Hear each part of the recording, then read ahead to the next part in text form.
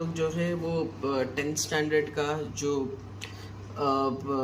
Maths 2 का जो topic है सिमिलैरिटी, जो फर्स्ट चैप्टर है एसएससी बोर्ड का, हम लोग उसका पहला जो चैप्टर सिमिलैरिटी है उसके ऊपर थोड़ा सा डिस्कशन करने वाले हैं। तो चैप्टर को स्टार्ट करने से पहले मैं कुछ चीज़ आपको बताना चाहता हूँ ट्रायंगल से रिलेटेड। अगर मैं ये बोलूँ दैट मुझे सिमिलैरिटी चैप्टर पढ़ना है, इट मीन्स मुझे ट्रायंगल्स पढ़ने पड़ेंगे। अब कौन कौन सा टाइप के ट्रायंगल्स होते हैं, तो यहाँ देखो, आप देख रहे होगे यहाँ 3 टाइप के मैंने ट्रायंगल्स बनाया हूँ। इस वाले ट्रायंगल को हम लोग बोलते हैं एक्यूट एंगल ट्रायंगल, ठीक है, एक्यूट एंगल ट्रायंगल। इस पर्टिकुलर ट्रायंगल में क्या होता है गाइस, इसमें ये होता है कि जितने भी एंगल्स होते हैं इस ट्रायंगल में वो लेस देन 90 डिग्री होते हैं। एंड हमको ये भी पता है that sum of all angles, sum of all angles in a triangle, चाहे वो कैसा भी ट्रायंगल हो, is 180 degree. Sum of all angles in a triangle is 180 degree. तो यहाँ आप देख सकते हो, अगर ये वाला एंगल अगर 40 डिग्री रहा, अज्यूम कर रहा हूँ मैं, अगर ये 40 रहा, ये 80 रहा, तो sum of all angles in a triangle is 180 degree. तो ये वाला ऑटोमेटिकली 60 डिग्री हो जाएगा।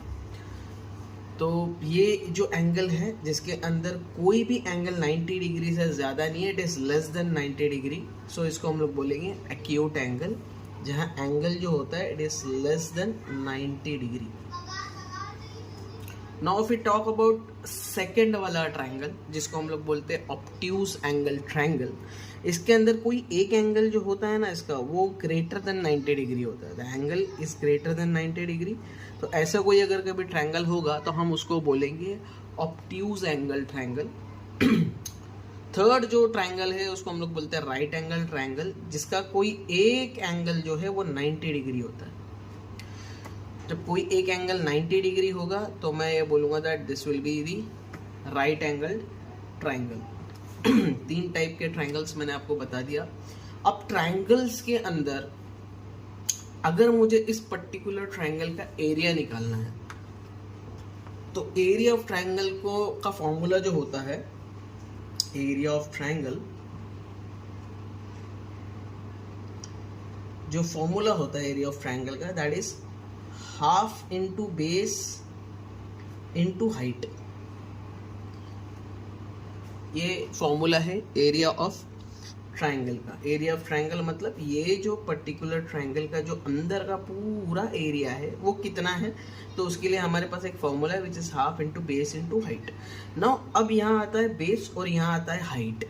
अब ये बेस और हाइट बच्चे लोग समझने से पहले ये हमको जानना है कि ट्रायंगल में क्या क्या होता है, उसके अंदर की चीज़ों को क्या बोलते हैं, ये जो लाइन है इसको क्या बोला जाता है, ये जो पॉइंट है इसको क्या बोला जाता है। जब तक हम इन सब के बारे में जानकारी नहीं ले लेंगे तब तक हम सिमिलैरिटी चैप्टर के अंदर आगे बढ़ ही नहीं पाएंगे। और यहाँ बेस और हाइट की भी बात हो रही है, तो हम बेस और हाइट कैसे निकालते हैं हम ये भी देखेंगे इन तीनों ट्रायंगल्स में। सो राइट नाउ अभी अगर मैं इस ट्रायंगल की बात करूं तो ये जो 2 सेगमेंट है, ये जो है ना इसको हम लोग सेगमेंट बोलते हैं, इनको 2 लाइंस भी बोलते हैं। तो 3 लाइन को मिलाकर यहाँ हम लोगों ने एक ट्रायंगल बनाया है जिसके हर एंगल 90 डिग्री से कम है, तो इसको हम लोगों ने बोला एक्यूट एंगल। ये 3 लाइंस हैं जिनको जोड़कर बनाया है। तो जहाँ भी ये लाइन जुड़ती है इसको हम लोग बोलते हैं वर्टाइसिस, वर्टाइसिस, या फिर इसको वर्टेक्स भी बोला जाता है। क्या बोला जाता है इसको, या तो वर्टाइस या फिर वर्टेक्स, ठीक है। तो अगर ये वर्टेक्स है तो इसका मतलब ये जो यहाँ ज्वाइंट हुआ है इसको भी हम वर्टेक्स बोलेंगे और इसको भी हम वर्टेक्स ही बोलेंगे। सो ट्रायंगल्स जो होते हैं उसके अंदर 3 वर्टेक्स होते हैं, तो there are 3 vertex in a triangle. Now अब यहाँ बेस और हाइट के बारे में बात करना। वर्टेक्स तो आपको पता चल गया, इसको हम लोग साइड्स बोलते हैं ट्रायंगल के। ये एक साइड है, ये दूसरा साइड है, ये तीसरा साइड है ट्रायंगल का, first second and third side. So when we talk about this sides ना, तो दिमाग में ये रखना है हमको कि यहाँ मुझे एरिया ऑफ ट्रायंगल के लिए बेस और हाइट चाहिए।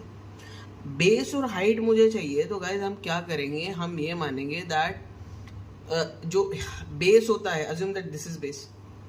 अगर ये बेस है तो ये भी बेस हो सकता है, अज्यूम तो नहीं कर सकते ना। अगर ये बेस है तो ये भी बेस हो सकता है, ये भी बेस हो सकता है, लेकिन हाइट क्या होगा? तो कोई भी वर्टाइसेस के ऑपोजिट में जो भी लाइन है, या फिर मैं बोल दूं इस वर्टाइसेस के ऑपोजिट में जो भी साइड है वहां एक पर्टिकुलर, बोलते हैं ना परपेंडिकुलर एक लाइन हम खींचेंगे, ठीक है, 90 डिग्री लाइन। और ये लाइन जहां भी जाके 90 डिग्री एंगल बनाएगी उसको हम लोग बोल देंगे दैट वो उसका बेस है, ठीक है। तो ये वाला अगर कभी ट्रायंगल, अगर मैं ये बोलूं that this triangle is A B C, तो line A D is perpendicular to line B C, line A D is perpendicular to line B C. मैं ऐसा बोल सकता हूँ ना, लाइन जो है या फिर सेगमेंट जो हमने लिया है इसको हम पोल भी बोल सकते हैं गाइस, ठीक है। तो मैं बोलूंगा दैट जो ए बी है that is perpendicular to B D, sorry B C, sorry A D, क्या लिख रहा हूं मुझे नहीं समझ में आ रहा है, A D is perpendicular to B C. तो हम ये मान लेंगे दैट जो भी वर्टाइसेस के ऑपोजिट में जो बेस होगा, अगर मैं वहां से एक 90 डिग्री लाइन खींचता हूँ तो जहां भी वो लाइन आएगी उसको हम लोग बोलेंगे दैट ये बेस है। तो अब ये अगर कभी बेस हो गया तो ये क्या हो गया, ये हाइट हो गया इस पर्टिकुलर ट्रायंगल का। अब अगर ये इस पर्टिकुलर ट्रायंगल का हाइट है तो इस ट्रायंगल में हाइट कितनी मिलेगी? अगर मैं ये बोल रहा हूँ दैट इस वर्टाइसेस से मैंने एक 90 डिग्री लाइन खींचा तो ये वाले वर्टाइसेस से भी तो एक 90 डिग्री लाइन खींच सकता हूँ और ये वाले वर्टाइसेस से भी एक 90 डिग्री लाइन खींच सकता हूँ, ठीक है ना। तो अगर मैं ये वाले वर्टाइसेस से एक लाइन नीचे खींच रहा हूँ, उसके ऑपोजिट की जो साइड है वो बेस होगा। तो जहां भी ये पोल खड़ा है, मतलब अज्यूम दैट ये जमीन है, ये बेस है, ठीक है, ये जमीन है, इस जमीन के ऊपर मैंने एक पोल गाड़ दिया तो ये बेस हो गया और ये पोल क्या हो गया, ये उसकी हाइट हो गई। तो अभी इस पर्टिकुलर फॉर्मूले के हिसाब से क्या मैं ये बोल सकता हूँ दैट ये जो एरिया ऑफ ट्रायंगल है it is half into base is B C into height A D, है ना। ये तो इस पर्टिकुलर ट्रायंगल के बारे में बात हो गई। लेकिन अगर मैं ये बोलूँ वर्टाइसेस ही हैं तो यहाँ से एक 90 डिग्री लाइन जाएगी और उसके ऑपोजिट में जो बेस होगा, उसके ऑपोजिट में जो बेस होगा, या फिर इस ये जो वर्टाइसेस से जो भी लाइन मैंने परपेंडिकुलर खींचा वो लाइन जिस भी जगह पर जा रही है वो मेरा हो जाएगा बेस। तो एरिया ऑफ ट्रायंगल जो होता है वो half into base into height होता है। तो इस केस में अगर मैं इसको ई ले लूँ तो क्या मैं ये बोल सकता हूँ दैट सीई जो है वो हाइट हो गई एंड ये जो है ये बेस हो गया। वैसे ही यहाँ से इस वर्टाइसिस से अगर मैं एक 90 डिग्री लाइन खींचूँ इस वाले बेस पर, ठीक है, इस वाले बेस पर, तो ये हो गया 90 डिग्री एंगल। तो अब इसके लिए ये जो है ये बेस हो गया और ये जो है ये पोल हो गया। तो हमने ये जाना दैट कोई भी ट्रायंगल जो होता है ना उसके अंदर मल्टीपल बेसेस हो सकते हैं। जैसे ये ट्रायंगल में कितने बेस है, ये बेस है, ये बेस है, ये बेस है, एंड 3 हाइट हमने निकाला, एक ये वाला हाइट, एक ये वाला हाइट, एक ये वाला हाइट। जो भी वर्टाइसेस के ऑपोजिट में जो भी साइड होगी उसको हम लोग बेस मान लेंगे बिकॉज वहाँ से हम 90 डिग्री खींच सकते हैं। तो ये वाला जो पार्ट हो गया ना एक्यूट एंगल की बात हो गई, ठीक है। अब हम ऑब्ट्यूज एंगल की बात करते हैं। अब ऑब्ट्यूज एंगल की गाइस जब भी बात करेंगे ना तो गाइस ये दिमाग में रखना दैट ये जो तीनों है ये क्या है, ये वर्टाइसेस है। ये ले लो that this is vertices, vertex A, vertex A, vertex B, vertex C. And obtuse angle में तुम ये देखो दैट ये वाला जो मेरा एंगल है it is greater than 90 degree, ये वाला angle is less than 90 degree and this is also less than 90 degree. तो मेरा जो ट्रायंगल ए बी सी है इसके अंदर अगर मुझे हाइट निकालनी है तो मैं क्या करूँगा, सिंपली क्या करूँगा दैट अगर मुझे ए से एक हाइट बनानी है, क्या करना है, मुझे ए से एक हाइट बनानी है, ठीक है। एंड अगर ए से मैं एक 90 डिग्री लाइन खींचूँ तो वो 90 डिग्री लाइन में यहाँ तो खींच नहीं सकता बिकॉज यहाँ अगर कभी मैं एक लाइन ड्रॉ भी कर दूँ तो वो 90 डिग्री तो होगा नहीं, सही है ना। ठीक है, मुझे 90 डिग्री खींचना है तो मुझे ऐसा स्ट्रेट लाइन बनाना पड़ेगा, ठीक है ना, ऐसा स्ट्रेट लाइन। एंड देन मैं इसको ज्वाइंट करूंगा और बोलूंगा दैट हाँ this line A D is height ये जो है height of the triangle ABC। हमेशा दिमाग में रखना, हमको अगर सिमिलैरिटी के प्रॉब्लम सॉल्व करने तो ये दिमाग में बिठा लो दैट ये जो लाइन होगा ना, ये जो लाइन वो बाहर निकलेगा। तो ऑब्ट्यूज एंगल में बिठा लो दिमाग में दैट जो हाइट होता है वो ट्रायंगल के बाहर भी मिलता है, वेयर एक्यूट एंगल में ट्रायंगल के अंदर ही मिलता है हमको हाइट, बट ऑब्ट्यूज एंगल में मेनली देखा जाए तो हमको जो हाइट है वो बाहर ही मिलता है। तो अगर मैं ये बोलूँ इस ट्रायंगल की हाइट क्या है तो मैं बोलूँगा AD is the height.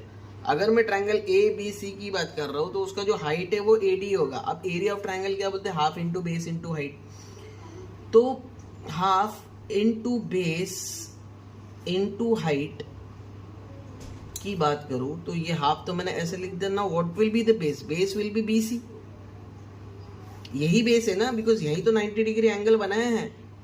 And what is height, it will be AD। तो half into base into height. तो ये तो हो गया इस वर्टाइसिस की बात।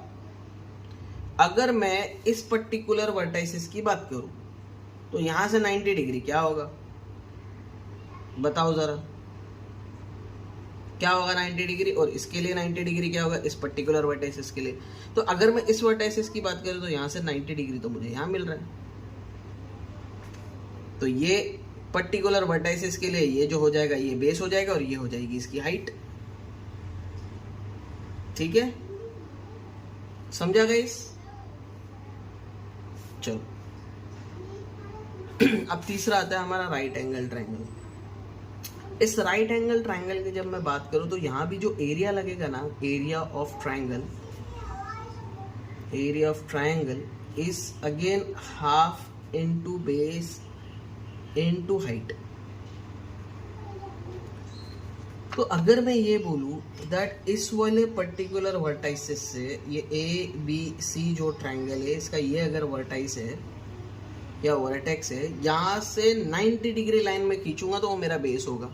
तो यहाँ आप देख सकते हो दैट वर्टेक्स A से मैंने एक 90 डिग्री लाइन ऑलरेडी खींच चुका हूँ एंड ये 90 डिग्री एंगल बनाया, तो ये मेरी हाइट हो गई और ये मेरा बेस हो गया।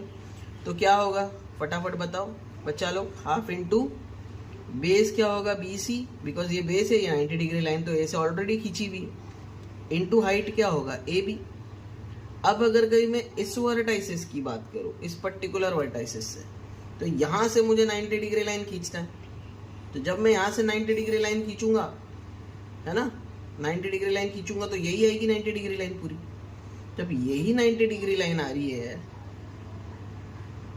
ना,